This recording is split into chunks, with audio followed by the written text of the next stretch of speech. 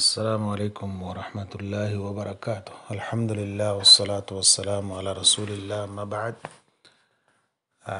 সম্মানিত ছাত্রবৃন্দ, আল্লাহ তাআলা আপনাদের সকলকে ভালো রাখুক, সুস্থ রাখুক এবং ইলমে নাফে অর্জন করার ও আমল করার তৌফিক দান করুক, আমিন। আমরা গত পড়ায় বা গত ক্লাসে এটা শিখেছি যে ইমান বাড়ে ও কমে। এটি আহলুস সুন্নাহ ওয়াল জামায়াতের বিশ্বাস। আল ইমানু ইয়াজিদু বিত্তাআহ ওয়া ইয়ানকুসু বিল মাসিয়াহ। ইমান আনুগত্য ইবাদতের মাধ্যমে বৃদ্ধি পায় আর পাপ কাজের মাধ্যমে হ্রাস পায়। এই উসুল বা এই নীতির কারণে একটি নীতি বের হয়। সেই নীতিটি হলো যে যেহেতু ইমান কমেও বাড়ে, তাহলে ইমানের সবচেয়ে কম ইমানের মানুষ হতে পারে, আবার মধ্যম ইমানের হতে পারে, আবার পূর্ণ ইমানের হতে পারে। এই উসুল বা এই কায়দা ওলামা একরাম এভাবে বলেছেন যে ইমান 3 ভাগে বিভক্ত করা যেতে পারে। প্রথম ভাগটির নাম হবে আসলুল ইমান, আর দ্বিতীয় পর্যায়ের বা স্তরের ইমানের নাম হবে ওয়াজিব ইমান, আল ইমান আল ওয়াজিব। আর ইমানের তৃতীয় স্তরের নাম হবে আল ইমান আল কামেল বা কামালুল ইমান। ওটাকে আল ইমান আল মুস্তাহাব্ব বলা হয়। তাহলে ইমানের আমরা 3টি স্তর ইমানের সংজ্ঞা থেকেই পেয়ে যাই। একটি হলো আসলুল ইমান, দ্বিতীয় স্তরটি হলো ওয়াজিব ইমান, তৃতীয় স্তরটি হলো কামাল ইমান বা কামেল ইমান। এই 3টি স্তরকে বুঝতে হবে। খুবই গুরুত্বপূর্ণ এবং জটিল বিষয়ের সমাধান এই 3টি স্তরে রয়েছে। ইমান বাড়ে ও কমে, সে কারণে সবচেয়ে কম ইমান, যাকে দুর্বল ইমানও বলা যেতে পারে, যাকে ঝুঁকিপূর্ণ ইমানও বলা যেতে পারে, সেটাকে ওলামায়ে কেরাম বলছেন, তার নাম দিচ্ছেন আসলুল ইমান।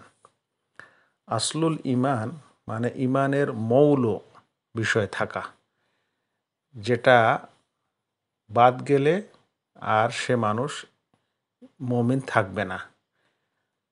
সবচেয়ে কম পরিমাণ বা কম স্তরের বা সবচেয়ে দুর্বল ইমান সেটা যার মধ্যে শুধুমাত্র মৌল ইমান আছে, মূল ইমান আছে। এটা হলো ইমানের সবচেয়ে নিম্ন স্তরের ইমান, যার মধ্যে শুধুমাত্র আসলে ইমান থাকে, আসল ইমান থাকে, মানে শুধুমাত্র মৌল ইমান থাকে। এখন এই মৌল ইমানটা কি? মৌল ইমানের সংজ্ঞা হচ্ছে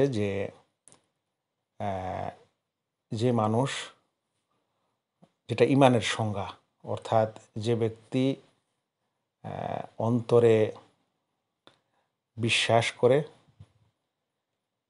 করে আল্লাহ তাআলাকে, তার নবীদেরকে, তার রসুলকে, যেটাকে ইমানের 6টি বিশেষ রুকুন সেগুলো এবং তার আনুষঙ্গিক বিষয়গুলোকে যে বিশ্বাস করে অন্তর দিয়ে এবং মুখে স্বীকার করে,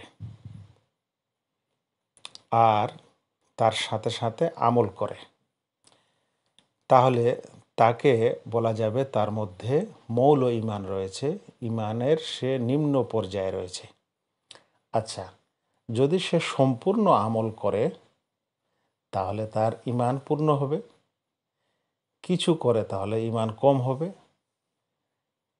শুধুমাত্র 2-1টি করে তাহলে সে নিম্ন পর্যায়ে থাকবে। যেহেতু ইমানের সংজ্ঞায় এটা আমরা পড়েছি যে কাজে বাস্তবায়ন করা, তাহলে কাজে বাস্তবায়নটা অবশ্যই তার মাধ্যমে হতে হবে, নচেত সেটা ইমান সত্যি কি সত্যি নয় সেটা প্রমাণিত হবে না যতক্ষণে কেউ আমল না করে। তাহলে অন্তরে বিশ্বাসের সাথে মুখে স্বীকৃতি দেওয়ার সাথে সাথে সে যেন অবশ্যই আমল করে, সেই আমল যদি সে নামাজ পড়ে, রোজা করে বা হজ করে, বা ইমানের বিদুম ওয়াসাবউনা শুবা, বিদুম ওয়াসিত্তুনা শুবা, 60-এর অধিক ইমানের শাখা প্রশাখা আছে, সেগুলোর মধ্যে কোনোটিই যদি সে আমল করে নেয়, মানে আমলের মধ্যে, আমলের কাজগুলির মধ্যে যদি সে কোনো একটি বা কিছু আমল করে নেয়, তাহলে তাকে বলা যেতে পারে যে সে মৌল ইমানের অধিকারী, মূল ইমানের অধিকারী, যেটা ইমানের সবচেয়ে নিম্ন স্তর। উল্লেখ্য, ইসলামে যে কাজ করতে বলা হয়েছে, বা আমাল বিল জাওয়ারহে যেটাকে বলা হয়, অঙ্গ প্রত্যঙ্গ দ্বারা কাজ বাস্তবায়ন করা, সেই অঙ্গ প্রত্যঙ্গ দ্বারা বাস্তবায়ন বলতে দুটি জিনিসকে বোঝায়। একটা হলো অন্তরের কাজ, অন্তরের কাজ আমালুল কালব। আমালুল কালব যেমন আমরা কোনো বিষয়কে অন্তর দিয়ে সম্পূর্ণরূপে বিশ্বাস করি, আল্লাহকে ভয় করি, এটা হলো অন্তরের কাজ।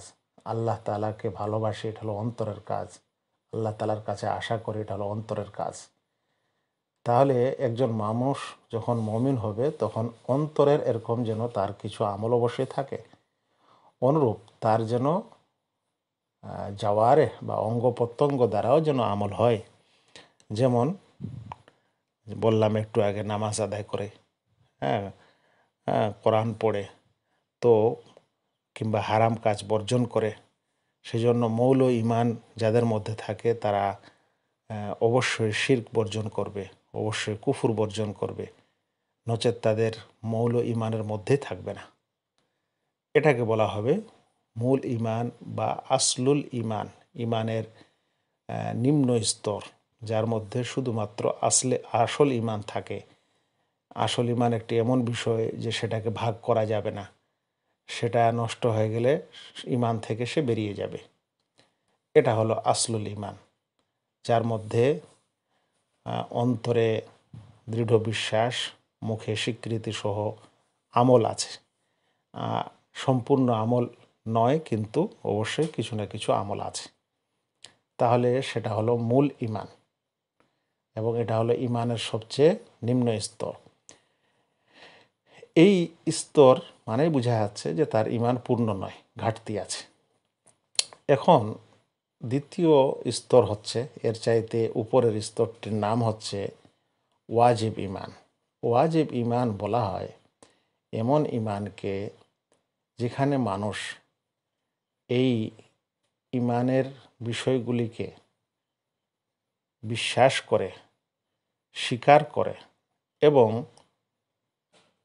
এই ইমানের বিষয়ের মধ্যে যেগুলা ওয়াজিব কাজ, ফরজ কাজ, সেগুলো আদায় করে, আর যেগুলো হারাম কাজ সেগুলো বর্জন করে। মানে ইসলামের ওয়াজিব কাজগুলি সে আদায় করে, যেগুলো ফারায়েজ ফরজ কাজ সেগুলো সে আদায় করে, আর যেগুলো মুহাররামাত হারাম সেগুলো সে বর্জন করে। তখন সে মানুষকে বলা হবে যে সে ওয়াজিব ইমানের অধিকারী। ওয়াজিব ইমান থেকে ওয়াজিব ইমান থাকলে সে মানুষ নাজাতপ্রাপ্ত, এবং ইনশাআল্লাহ সে জান্নাতে যাবে। উল্লেখ্য, ওয়াজিব ইমান ছুটে গেলেই সে মানুষ নিম্ন স্তরে চলে আসবে, আসলুল ইমান বা মৌল ইমানে চলে আসবে। এটা ছিল ইমানের দ্বিতীয় স্তর। আর ইমানের তৃতীয় এবং সবচেয়ে বড় স্তর হচ্ছে কামাল ইমান, কামালে ইমান থাকা, কামালুল ওয়াজিব বলা হয়, বা ইমানে মুস্তাহাব থাকা। ইমানে মুস্তাহাব মানে এখানে মুস্তাহাব নয়, ইমানে মুস্তাহাব মানে হলো এই, বা কামাল ইমান মানে হলো এই যে সে মানুষ অন্তরে বিশ্বাস, মুখে স্বীকৃতি সহ ইসলামের সকল ফারায়েজ, ওয়াজিবাত এবং মান্দুবাত মানে মুস্তাহাব সুন্নত কাজগুলি পালন করে। অনুরূপ হারাম কাজ বর্জন করে, আর মাকরুহাত, মাকরুহ জিনিসগুলিকেও সে বর্জন করে, এবং ইসলামের যেগুলো আদব ও আখলাক, শিষ্টাচার, সেগুলো সে বজায় রাখে। তখন সে মানুষ পূর্ণ ইমানের অধিকারী হয়। এই তিনটি জিনিস সুন্দর করে বোঝা এবং মনে রাখা আমাদের কর্তব্য, কারণ কোনো মানুষকে আমরা যদি মমিন ভাবি তো কখন মমিন মনে করব, কখন তাকে আমরা ইমান থেকে খারিজ মনে করব, কখন তাকে আমরা ওয়াজেব বা নাজাতপ্রাপ্ত ইমানদার মনে করব। তো আসলুল ইমান ওই ব্যক্তি যে আশহাদু আল্লাহ ইলাহা ইল্লাল্লাহ ওয়া আশহাদু আন্না মুহাম্মাদার রাসূলুল্লাহ এর স্বীকৃতি প্রদান করে, অন্তরে বিশ্বাস করার পর মুখে স্বীকৃতি প্রদান করে। কারণ ইমানের এটাই হলো সবচেয়ে উঁচু শাখা, আসল এটাই। তাই সে আশহাদু আল্লাহ ইলাহা ইল্লাল্লাহ বিশ্বাস ও স্বীকার করে, অর্থাৎ এর অর্থ জানে যে আল্লাহ ব্যতীত সত্য কোনো মাবুদ নেই। আর এই স্বীকৃতি প্রদানের পর অবশ্যই কিছু না কিছু আমল করে, তাহলে সে মানুষকে আসলুল ইমানের অধিকারী বলা হবে। এই নীতিতে পৃথিবীতে যে কোনো মুসলিম যে কালেমায়ে শাহাদাতের সাক্ষী দিয়েছে, অন্তরে বিশ্বাস করে এবং আমল করেছে, যদিও কম বেশি করে থাক না কেন, এবং শিরক আর কুফরি থেকে দূরে থেকেছে এবং প্রকৃত মুনাফিক নয়, তাহলে সে ব্যক্তি ইনশাআল্লাহ জান্নাত পেতে পারে।